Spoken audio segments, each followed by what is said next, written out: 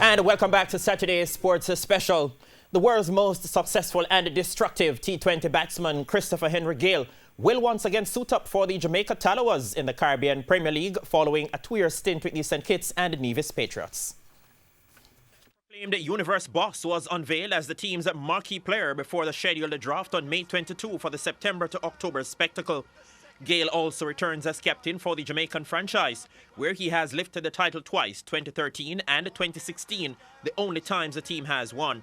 The powerfully built left-hander has dominated the domestic T20 circuit, scoring 21 centuries, including 3 in the CPL, all for the Tallawahs. CEO of the Tallawahs, Jefferson Miller, says the 39-year-old is happy to be back in the ranks as the team hunts a third title. Speaking to Chris over the last couple of months, he has that fire, he still have that desire, and age is just a number.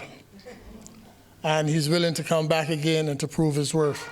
Manager of the team, Andrew Richardson, expects more Gale Force wins at Sabina Park, as well as the added boost of Andre Russell being retained. To have players of the caliber of Chris and Andre Russell, they are world beaters. They are match winners on the day. They can take any team apart. So it's always fantastic to have both of those guys in our team, and we know how important they are to the Tallawahs franchise and to Jamaica's cricket overall. It's good to have both of them back.